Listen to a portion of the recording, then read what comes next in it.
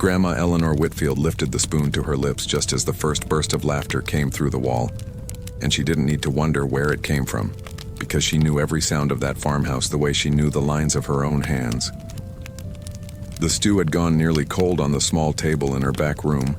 a narrow space off the kitchen where the warmth of the great room's hearth never reached except as a distant murmur, and she pulled her dark shawl tighter around her shoulders before continuing to eat. Slowly, the way a person eats when they don't want hunger to look like need, or solitude to look like complaint. In her lap, between fingers thin and worn from decades of labor, rested a small wooden rosary smoothed by years of prayer. The very one her own mother had pressed into her hands the night before she died, and it moved now almost out of habit as the voices from the supper table rose louder, mixing with the crackle of a fire she would not see that evening. In the great room, lit by oil lamps along the mantel and warmed by a stone hearth built with her own late husband's hands, Thomas Whitfield Jr. sat at the head of the table with the satisfied air of a man who manages well what others built before him, while his wife Margaret pointed out with a demanding little smile whatever the hired girl had gotten wrong with the serving, and the children fought over the best pieces of roasted pork. It was then that Danny, the oldest grandson with the careless confidence of his 12 years, folded his hands in front of his chest, closed his eyes with theatrical exaggeration, and began mumbling a prayer in imitation of his grandmother's trembling voice, dragging out the words, pausing as though he were out of breath until the whole table broke into laughter, and even Margaret, lifting her cup to hide it, couldn't quite stop herself from smiling. On the other side of the wall, Eleanor stopped moving her spoon. She did not cry. She simply closed her eyes for a moment, the way a person does when they receive a blow they'd already been expecting, and murmured to herself, barely audible over the crackle of a single candle, "Lord, forgive them their laughter before life teaches them what every prayer costs." Father Thomas, who had taken his supper early at the little chapel and was crossing the hallway toward his own quarters, stopped outside Eleanor's half-open door when he heard that murmur, and stepped inside without knocking, as he'd done for 20 years now, ever since he'd become her confessor and come to know her better than her own children did. He found her sitting upright, her bowl already empty, her hands still on the rosary, and though she tried to smile so as not to worry him, the old priest recognized at once that long familiar sorrow Eleanor had been carrying for months now, a sorrow that never raised its voice or complained, but simply piled up quietly like dust on a trunk no one opens anymore. "Mrs. Whitfield, you shouldn't be taking supper alone every night while the family celebrates just a few steps from here," the priest said quietly, sitting down across from her without being asked, and Eleanor, after a long silence, answered while watching the candle flame, "It's been a good while since I was needed at that table, Father. They only want me for the prayers over the dead, not the conversation among the living." Before we go on with this story, I'd love to know what part of the country you're joining us from tonight. Leave the name of your town or state in the comments below, because every story lands a little differently depending on where you're listening from. No one in that house remembered anymore, or preferred not to remember, that 30 years earlier, when Eleanor's late husband had left behind more debt than land, it was she who had taken in mending by lamplight for the families in town, who had bargained with the banker and the feed merchant alike without ever losing her composure, who had learned to stretch every last measure of the family's stores as though lives depended on it, because in truth they had. It was Eleanor who rebuilt what her husband had put at risk through his poor gambles and his pride,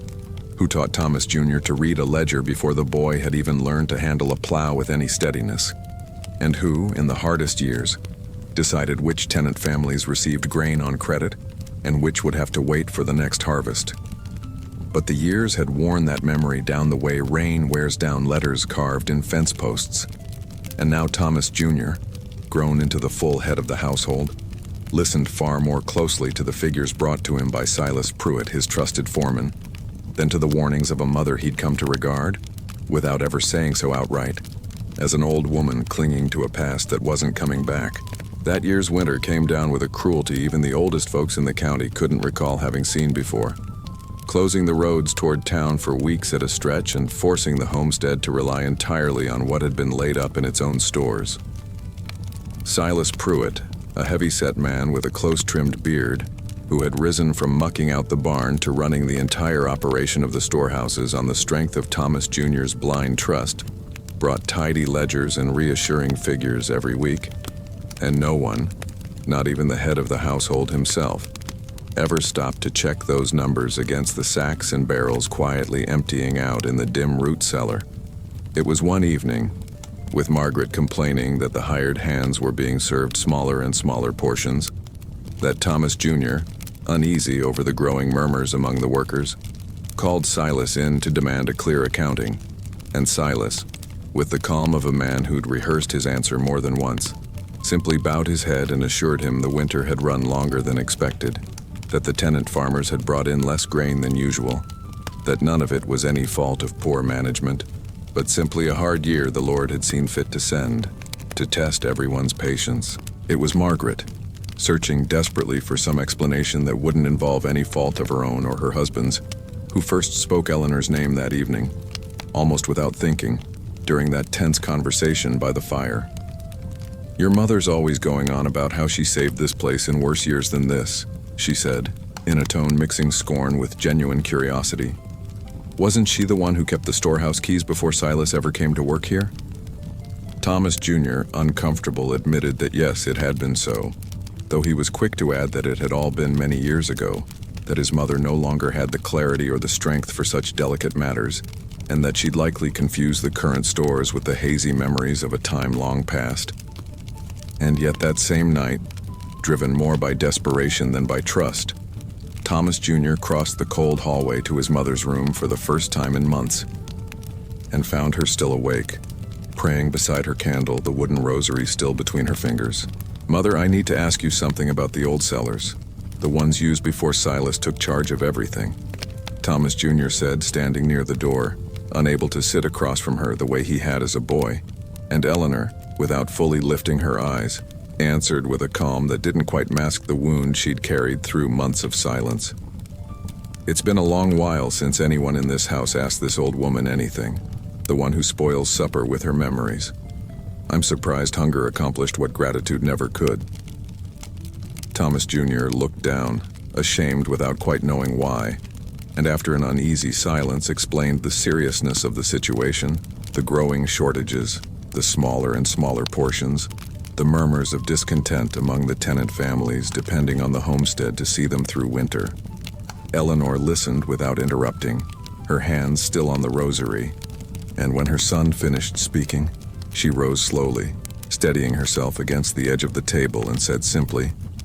"Show me Silas Pruitt's ledgers, and take me out to the storehouses first thing tomorrow morning. There are cellars and passages neither you nor that man knows anything about. Because I had them sealed up myself 30 years ago, when the hard winter of my own young years taught me never to trust an entire store of grain to just one place." The next morning, wrapped in a heavy coat that barely held back the biting cold seeping in through the barn's timber walls, Eleanor made her way through the underground root cellars leaning on the arm of Sarah, a young hired girl who had quietly looked after her these past years without anyone else taking much notice. Silas Pruitt met them at the storehouse entrance with a courtesy that didn't quite hide a certain tightness in his jaw, and while he showed Thomas Jr. the neat ledgers spread across a wooden table, he kept casting quick glances toward Eleanor, like a man keeping watch on an opponent whose strength he doesn't yet know. The old woman, however, paid no mind to the books he offered her. She walked slowly toward the back of the third cellar, pushed aside an old canvas tarp covering a section of packed earth and stone, and with a trembling hand pointed to a seam barely visible where two old timbers had been pried loose and set back crooked. "This wall wasn't like this when I kept these stores," she said, her voice steady. "Someone's been at it recently, and I want to know why." Silas hurried to explain that it was likely just natural settling, that hard winters tended to shift old timber and stone, and that Mrs. Whitfield, with all due respect for her age, might be confusing that crack with memories of other cellars, other times. Thomas Jr., torn between the foreman's reassuring logic and his mother's unshakable memory, didn't know what to say, but Eleanor, without raising her voice, asked that the rest of the tarp be pulled back and the ground in front of that wall examined carefully, where months of dust nonetheless showed fresh footprints and the unmistakable drag marks of sacks hauled toward an opening no one else had noticed. Sarah, kneeling by the wall at Eleanor's direction, found among the loose stones a small scrap of dark canvas, the same coarse fabric used for the coats worn by the homestead's foreman. And when she held it up toward the lantern light, both Thomas Jr. and Silas Pruitt fell into a silence that said, without a word, far more than either man was willing to admit that morning. The scrap of dark canvas hung suspended between Sarah's fingers like a silent accusation, and for a moment that seemed to stretch longer than the cold of the cellar could account for. No one in that stone and timber space said a word. It was Silas Pruitt who broke the silence with a short, calculated laugh meant to shrug off the discovery, explaining that the scrap could belong to any hired hand who'd passed through there in recent months. That coarse canvas wasn't exclusive to his own coat. That Mrs. Whitfield, God bless her, had a habit of seeing conspiracies where there was only the wear and tear of an old homestead getting through a hard winter. Thomas Jr., uneasy, took the scrap from Sarah's hand and slipped it into his coat pocket without committing to anything, promising he'd look into the matter once the more urgent business of winter was settled. And Eleanor, who knew all too well the evasions of men used to giving orders, didn't press the point further that morning, though she didn't look away from Silas's face either, not until she'd left the cellar leaning on Sarah's arm. That same night, while the rest of the household ate supper on the reduced portions already drawing open complaints from the hired hands, Eleanor stayed awake in her room, not praying this time, but working back through memory over the old ledgers she herself had kept 30 years before, trying to recall every passage, every secondary store she'd had built in the leanest years, when hard experience had taught her that a single storehouse, however well guarded, was always too great a temptation for any man holding the only set of keys. It was then she decided to ask Father Thomas to walk with her the next day to the little chapel's records room, where years earlier she'd tucked away, alongside the parish registers, her own notes on the homestead stores written in small, careful hand in the margins of an old family Bible, believing that someday someone else might need them, though she never imagined that day would come only after so many years of silence and quiet mockery around a table she no longer sat at. And here it's worth pausing a moment, because this story isn't only about Eleanor, or only about a homestead, or only about grain stores threatened by snow and greed. It's about every older person who held a family, a farm, a business together through years of quiet sacrifice, only to be moved to a cold back room the moment their hands began to shake and their steps slowed down. In every generation, there are those who mistake old age for uselessness, and those who believe a lifetime of devotion can be waved off with laughter at the supper table or a bowl served apart, as if love and memory came with an expiration date. If you've ever watched a father, a mother, or a grandparent treated like a burden after being the quiet backbone of an entire family, stay with this story, because some truths take a whole winter to come to light, but when they finally do, they don't ask permission to take their rightful place at the table. The next day, in the small, damp records room off the chapel, Father Thomas helped Eleanor locate the old family Bible where she'd recorded, in discreet notes beside the scripture, the exact location of every secondary store built during the hard winters of her own younger years. Among the yellowed pages there were also lists of quantities, dates of past harvests,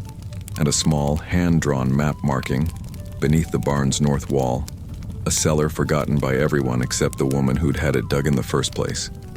It was Sarah who, going through Silas Pruitt's more recent ledgers that Thomas Jr. had allowed her to look over out of curiosity, found a discrepancy even the head of the household himself had missed. The amounts of grain recorded as delivered by the tenant families didn't match what she herself knew to be true, since her own father had delivered twice what appeared under his name in those carefully falsified books. When Eleanor brought these findings before Thomas Jr., with Father Thomas and Sarah at her side, she expected to find in her son the same resolve she herself had felt 30 years before, discovering a threat against her own family. But instead she met the hesitation of a man unwilling to believe he'd placed his trust in the wrong hands for so long. "Mother, those are serious accusations to make against a man who served this family faithfully," Thomas Jr. said, more uneasy than convinced. And it was then that Silas Pruitt, already warned by some hand on the place about Eleanor's inquiries, presented himself before the head of the household with an air of wounded indignation, swearing that the old notes of a confused elderly woman couldn't be weighed against years of honest service, and suggesting, with a gentleness that concealed calculated cruelty, that perhaps age and weariness had begun clouding Mrs. Whitfield's judgment more than the family cared to admit out loud. That accusation, spoken in front of Margaret and the hired hands who'd gathered in the front hall drawn by the raised voices, wounded Eleanor more deeply than any laughter from her grandchildren ever had, because it came not from childish ignorance, but from the calculated ambition of a man willing to sacrifice her good name to protect his own theft. For a moment, feeling the whole household's eyes settle on her with a mixture of doubt and pity, Eleanor came close to giving up, to going back to her cold little room and letting the winter run its course without pressing any further on truths no one seemed willing to hear. But then she felt the wooden rosary between her fingers, the one she'd carried since her mother's death, and remembered the nights she'd bargained with the banker without lowering her eyes, the times she'd held this very family together on nothing but patience and grit, and she understood that giving in now would betray not only the truth, but every quiet sacrifice of an entire lifetime. The worst blizzard of that winter came down 3 nights later, burying the roads and the farmyard under snow deep enough to make any trip to town impossible, and it was precisely under cover of that storm, while everyone slept trusting in the thick timber walls around them, that Silas Pruitt decided to act before suspicion hardened into proof he couldn't talk his way around. Sarah, who at Eleanor's direction had begun quietly watching the storehouses at night, woke the old woman shortly after midnight upon hearing the creak of a wagon being loaded near the hidden passage beneath the north wall. And Eleanor, without pausing to think of the bitter cold or her own failing strength, rose at once and sent word to wake Father Thomas while she herself made her way, leaning on a cane and wrapped only in her wool shawl, toward the storehouses where 30 years earlier she'd learned every hidden corner of that homestead. It was Eleanor who, reaching the snow-covered yard, found Silas Pruitt and 2 hired men loading sacks of grain onto a wagon, readied to flee down whatever roads remained passable beyond the settlement, meaning to use the storm's cover to vanish before dawn, with a good portion of the stores meant to see the family and the tenant farmers through until spring. With a voice the cold couldn't break, Eleanor called out toward the hired hands posted near the barn, raising the alarm with a firmness that surprised even those who'd called her confused only days before. And while Father Thomas ran to wake Thomas Jr., the hands, guided by the sound of her voice cutting through the wind, managed to surround the wagon before Silas could clear the gate. When Thomas Jr. reached the yard, a coat thrown hastily over his nightshirt, he found his mother standing beside the recovered sacks of grain, shivering with cold but steady in her gaze, and understood in that silent moment beneath the still falling snow that the woman he'd let eat alone every night had just saved his whole family from a ruin neither he nor Silas Pruitt had ever seen coming. The justice that followed didn't need raised voices or harsh punishment to land with full weight. Silas Pruitt was stripped of his position and the ring of keys he'd worn with such pride for years, sent off the homestead under the silent gaze of hired hands who'd once respected him. His own modest holdings turned over to the tenant families as recompense for the grain stolen through months of careful falsification. Thomas Jr.,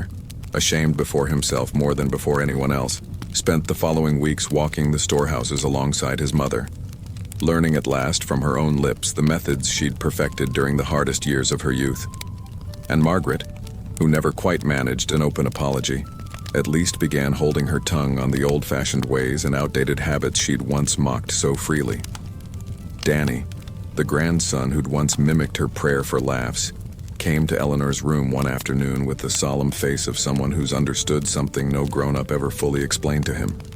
and asked, without anyone pushing him to it, if she'd teach him that prayer he'd once made such fun of hearing. At the first supper held after the snow finally began to melt, Thomas Jr. had a place set at the head of the table, the seat that by tradition belonged to the head of the household, and asked his mother to take it in front of the whole gathered family, the hired hands, and even Father Thomas invited specially for the occasion. Eleanor, who had never once sought that public recognition nor demanded it through any part of her quiet humiliation, sat down with the same steady dignity that had carried her through the hardest months of that winter, and before anyone touched the food set before them, asked simply that all bow their heads in prayer, not for herself, not for the homestead's recovered fortune, but for the tenant families who'd made it through that winter with less than they deserved. No one laughed this time. Danny, seated beside her, murmured the words along with her, a new seriousness on his young face. And when Eleanor finished the prayer and lifted her eyes to her gathered family, she understood that this home, held together in the past by her quiet sacrifice and saved now by her faithful memory, had finally found its way back to the one who, in truth, had never once stopped holding it together.